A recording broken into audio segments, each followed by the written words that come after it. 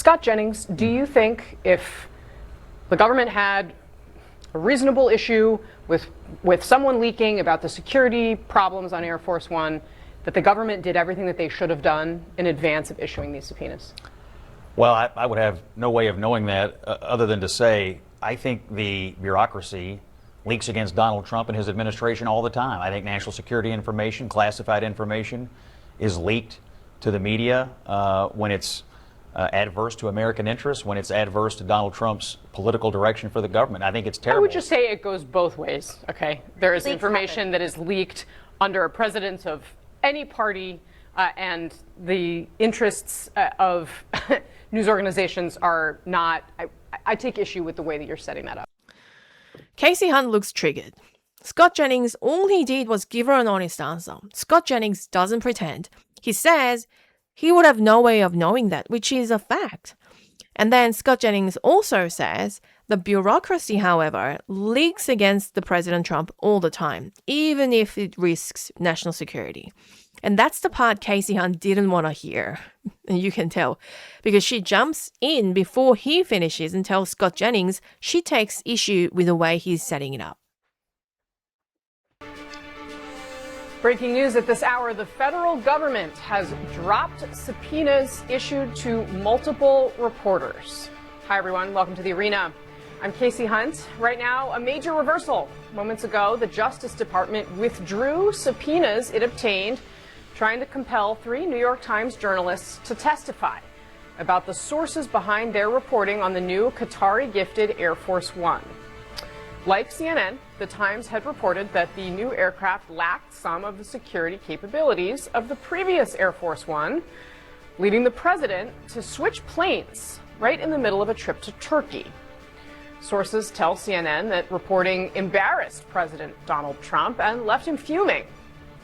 According to the Times, the subpoenas had been issued by the U.S. Attorney for the Southern District of New York, Jay Clayton, the very man nominated to be the next Director of National Intelligence. The subpoenas were issued so closely after a very long meeting at the White House. There seemed to be an unnecessary urgency behind it, and I'd like you to maybe comment on why there was this urgency. But more than that, they were served at the reporters' homes, and that is fairly unusual. I understand your concerns. I am, but I want to tell you, I am comfortable with where we are, and I'm comfortable with how we are proceeding from here. All right, let's get off the sidelines, head into the arena. My panel is going to be here to weigh in. Let's kick things off, though, with CNN media analyst Brian Stelter and CNN senior legal analyst and former assistant U.S. attorney Elie Honig. Elie, why don't you start by walking us through how we got here, and then, Brian, I want you to bring us up to speed on what happened today. Elie? So, Kasie, 2 weeks ago, Donald Trump took the first flight that he's ever taken on that 787 airplane that had been gifted by Qatar. He flew on it out to Turkey.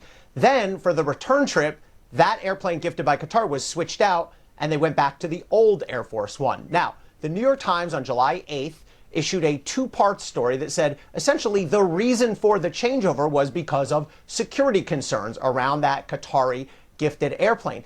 2 days after that, DOJ sent agents with subpoenas to the homes of at least 3, and the reporting's been as many as 5, New York Times reporters who were part of that reporting. And those subpoenas required those reporters to go into a grand jury, to be sworn in under oath, and to disclose their journalistic sources. And Kasie, if you look at DOJ's internal guidance and regulations, it says that subpoenas to reporters are only supposed to be used in the most extraordinary circumstances and only as a last resort. So the New York Times challenged those subpoenas. Today was the first in-court hearing, and the federal district court judge in the Southern District of New York, Judge Arun Subramanian, who is a Biden appointee, clearly was siding with the New York Times and against DOJ, essentially told DOJ, either you withdraw these subpoenas or I will quash them. I will block them. DOJ, after about an hour of futile argument, saw the writing on the wall and agreed to pull back those subpoenas. I'll put this in perspective for you. This is about Trump's life. We've already had a couple of attempts on Trump's life. Many people want him dead. Many nation states, many individuals want him dead. So Trump very diplomatically changed the plane, noting that this plane was gifted by the Qataris. So he probably didn't want to offend the Qataris while the investigation is going on. They probably wanted to do further investigation on the plane as well as the motivations of the Qataris and the whole lot. And in the middle of this situation, to leak to the media the security information about the plane, that is a dirty move. That's a massive breach. Let's put that in perspective. I'm not a lawyer, so I'm not going to comment on the procedures. Maybe it's too much, maybe it's not. But can we talk about the substance? Many people want him dead. Many people want Trump dead. So why can't we protect the president? Is that too much? So, Elie Honig, is there ever a situation, I mean, when can they be subpoenaed by the government? Well, Kasie, so there is no categorical privilege for communications between journalists and sources. We know that because there was actually a 1972 Supreme Court case that said, no, there's not an across-the-board privilege the way there would be, for example, between an attorney and a client. However, you do have to be very careful when you're treading this close or maybe over the borderline of the First Amendment. And as a result, DOJ ever since then has wrestled with the issue and has changed its guidance. And if we look at the most recent guidance issued by this administration, April of 2025, within DOJ, it says two really important things that factored into today's decision. First of all, it's only supposed to be for the most urgent national security cases. So if somebody, for example, were to go out and leak upcoming war plans or to endanger the life and limb of somebody in an imminent way. And then, for example, right. And then the second thing is it has to be a last resort. And that seems to have really resonated with the judge today. The judge today said, you use this as a first resort. You're not supposed to send out FBI agents with subpoenas until you've exhausted every other less intrusive manner to get these documents, to get this information. And so DOJ really violated its own guidance. And again, this isn't as if this is some age-old guidance that this administration inherited. This is something that this administration rewrote about a year and change ago, April of 2025. And the judge said, you didn't even play by your own rules here. Yeah, no, it's a really good point. All right, I want to add our panel to our conversation here. The editor-in-chief of The Dispatch, CNN political commentator Jonah Goldberg, is here. We also have two CNN political commentators, former DNC communications director Xochitl Hinojosa and former special assistant to President George W. Bush, among many other titles, Scott Jennings. Thank you all for being here. Xochitl, I know you were involved in some of this guidance, so can you shed light on the decision-making process that you were a part of? I mean, I think it's worth remembering the Obama Justice Department at one point was very aggressive toward leakers. Yep. And actually, the former Attorney General, Eric Holder, has named this as one of his regrets, kind of the way it was handled at the time with a Fox News reporter. How did this evolve? Yeah, so at the start of the Biden administration, a number of reporters and outlets came to us and we met with them and we put together guidance and updated rules that would essentially put more protections in place for reporters, and so that we weren't able to subpoena them. And the whole thing was that you are able to find leaked information, classified information, not through subpoenaing reporters, but through a simple leak investigation of people in the federal government. That took time. Before we left the Justice Department and we knew that the Trump administration was going to come over, we were very worried about the First Amendment. And we reconvened these organizations and we actually told them the only way to stop the subpoenaing of reporters and the attack on the First Amendment is to pass a law. And you need to work with Congress in order to do this, because just having guidance, it can be changed from administration to administration. And that is not how we should be living as a country, where you have one president who doesn't care about the First Amendment and you have another president who does, and we're going back and forth. Regardless, I think we can all agree that this was an attack on the First Amendment. You can get leaked information without subpoenaing reporters. And I think that Pam Bondi and Todd Blanche, whenever they put out this guidance, they very much were talking about how they were cracking down on leaks coming from the media. The media does not leak. The media doesn't have access to classified information. It is people who leak to the media, which is a very different thing, and those people should be prosecuted. The reporters should not be targeted. I do honor the First Amendment, but the question I want to put to Xochitl Hinojosa is, are the reporters Americans? And do they have any obligation to protect national security in the middle of a war? Goldberg, I think we can acknowledge that there is sometimes a tension between the national security interests of the United States and the First Amendment, or the perhaps it's the interest of the public to know what's going on, or perhaps it's the information the media organization has. I think it's worth noting the government has often in the past worked with media organizations that it knows has classified information, and occasionally media organizations will in fact take that on board and decide not to publish or handle it differently.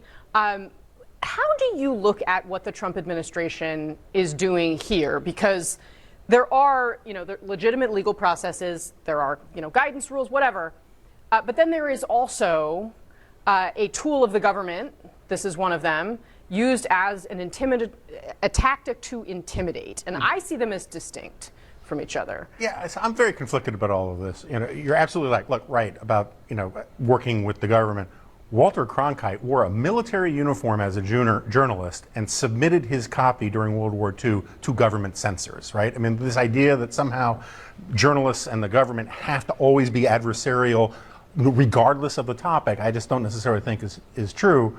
I kind of think the system worked here. I mean, I don't think what Trump did was wise, but I also don't think that journalists should have this sort of blanket immunity or the privilege that lawyers or priests or doctors do, in part because that's basically a backdoor way to get to journalistic licensing, which I think is anti-First Amendment. Everyone has the same First Amendment rights, whether they get paid by CNN or a plumber. We all have the right to commit journalism. And so do I think that this was silly and that the Trump administration clearly didn't do its homework and how it brought these subpoenas? Yeah, but they also got smacked down by a judge, and the DOJ said, That's a brilliant point. The First Amendment is for you, me, and everybody. It's not just for the journalist. And the journalists do not have the blanket privilege of outing national security, that's for sure. And the system worked in the end. The judge said a hard no, go back. So Trump's team probably did rush a bit, given the time frame. But in the end, the system worked. So this is how it should work. So this was 3 arms of the government working.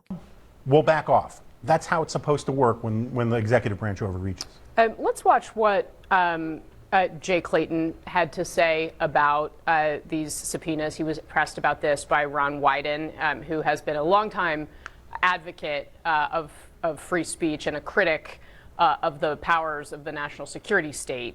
Here's Ron Wyden, Senator from Oregon, questioning Jay Clayton. Watch.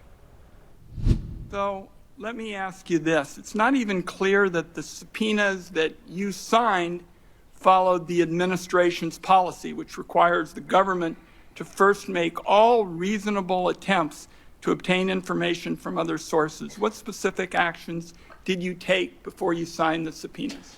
I can tell you that in all of these cases, and not just one person, and this is the way I operate, I operate by asking my team, what do you think?